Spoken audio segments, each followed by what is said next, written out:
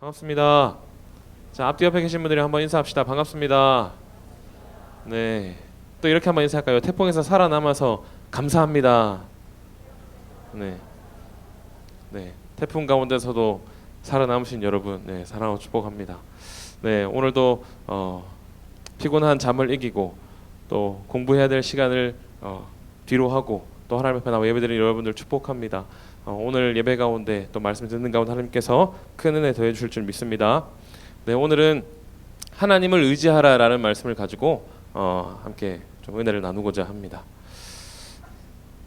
PPT 띄워주시고요. 네.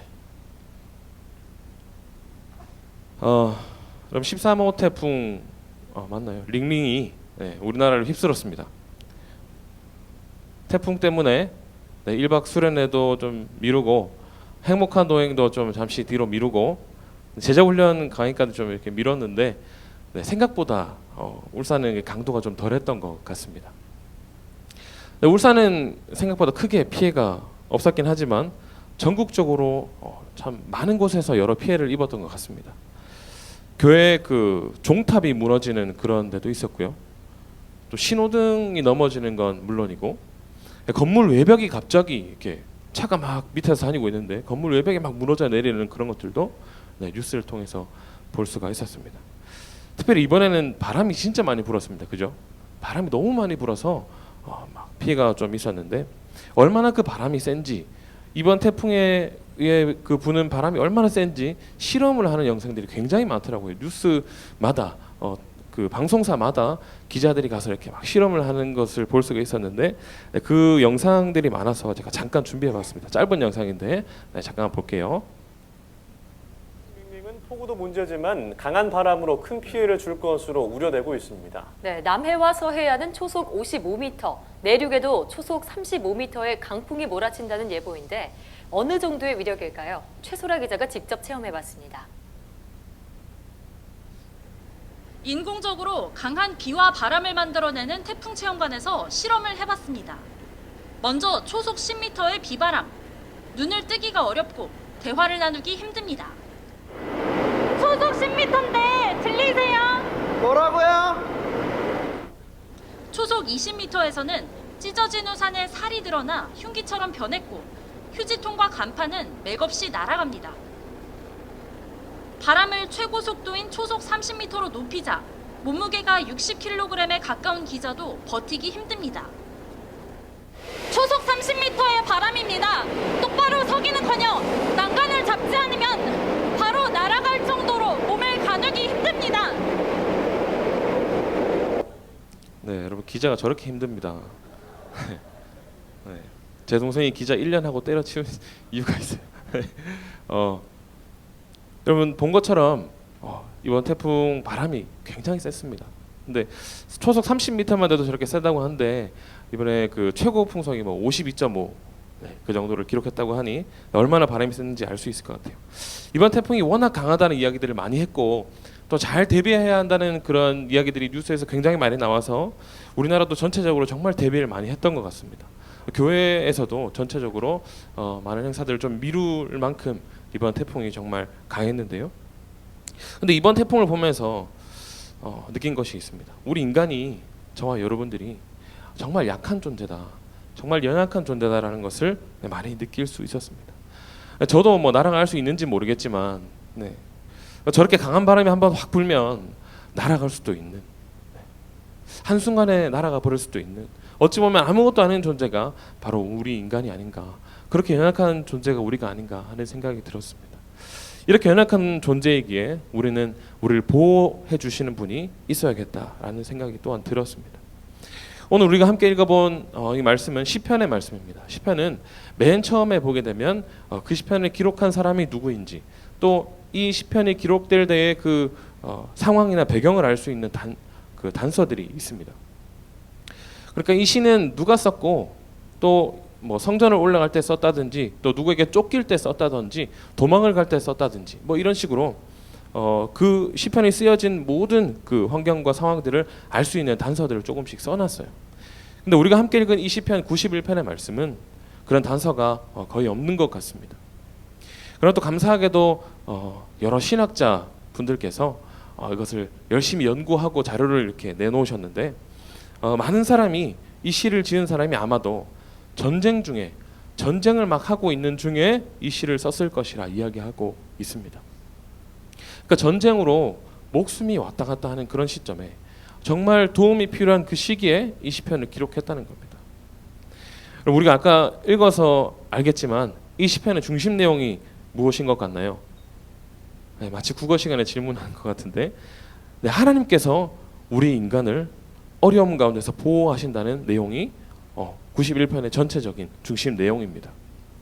어려움 가운데서 하나님을 의지하는 자들, 하나님을 의지하는 자들을 하나님은 절대 외면하지 않으시고 지키시고 보호하신다는 고백을 시로 또 찬양으로 하나님께 올려드리고 있다는 겁니다.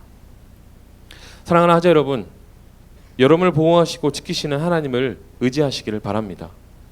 어려움 가운데서 여러분을 건지시고 해결하시는 그 하나님이 결코 여러분을 버리지 않고 지키신다는 사실을 항상 붙들고 살아갈 수 있기를 바랍니다. 오늘 본문의 말씀은 이렇게 우리를 보호하시는 하나님을 의지하라고 말씀하고 있는데요. 각 구절마다 하나님의 어떤 부분들을 의지해라라고 말씀하는 부분들이 있습니다. 그 부분들을 이 시간 함께 살펴보면서 하나님을 더욱 의지하게 되는 오늘 이 시간이 될 수 있기를 바랍니다. 자, 첫 번째로 어떤 하나님을 의지하라고 하고 있을까요? 함께 읽어봅니다. 네, 본문은 먼저 하나님의 보호하심을 의지하라고 말씀하고 있습니다. 2절 말씀 우리 함께 읽어보도록 할게요. 시작.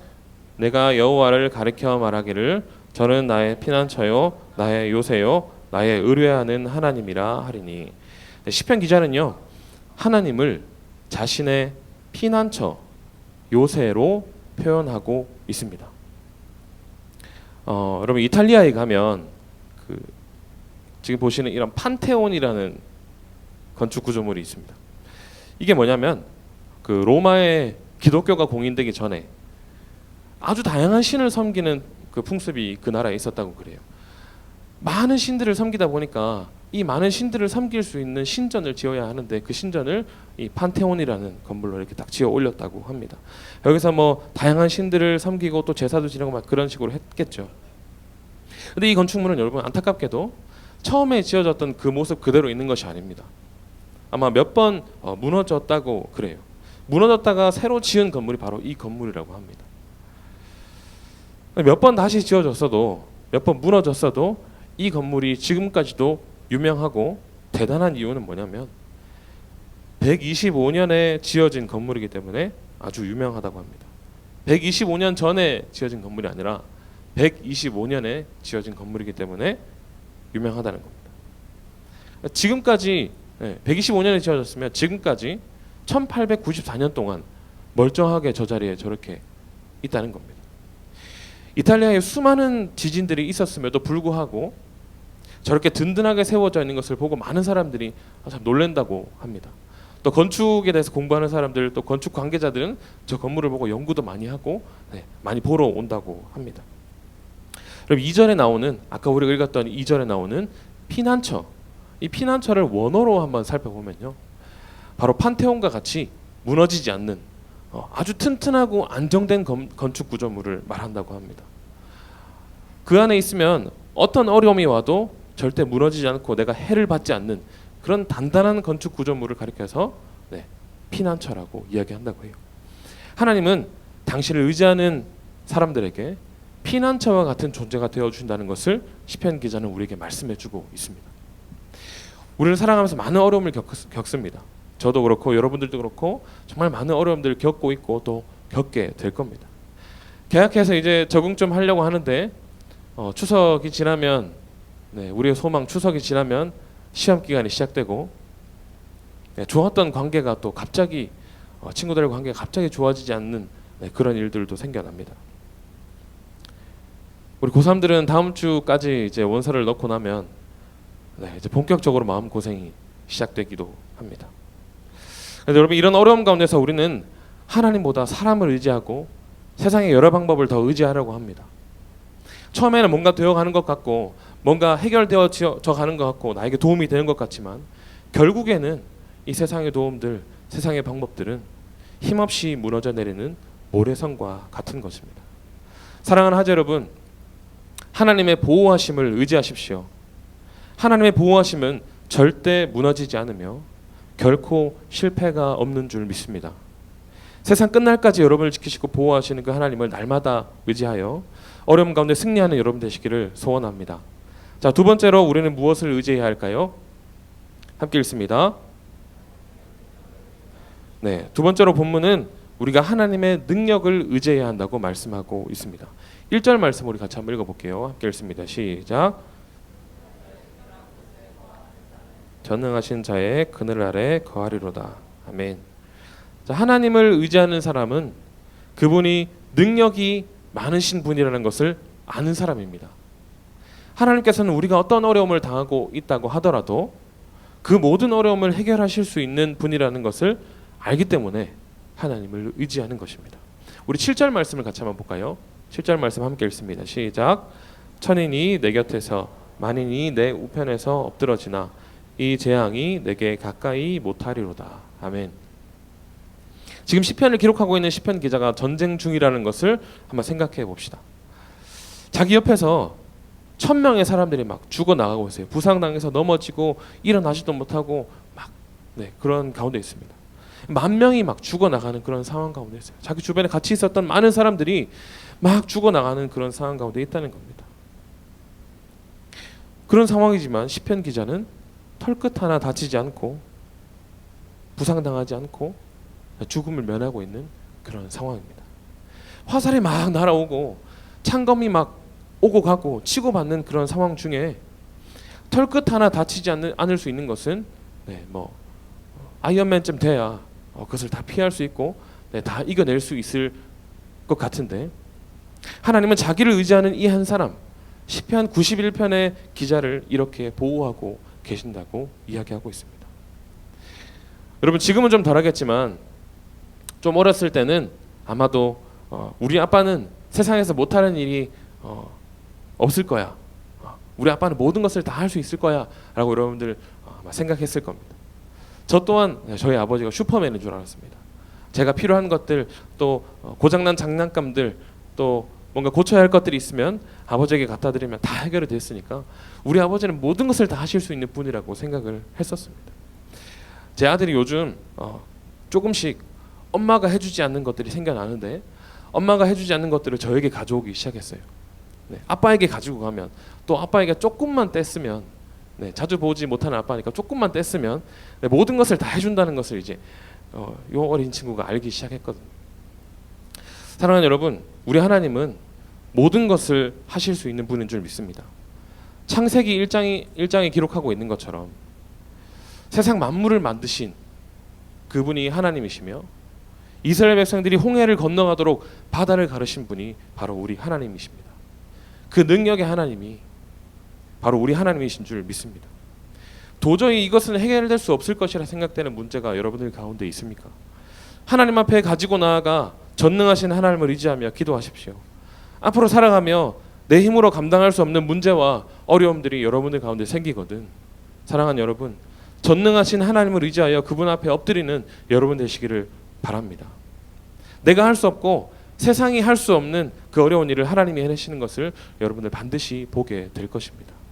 자, 마지막으로 우리는 어떤 것을 의지해야 할까요?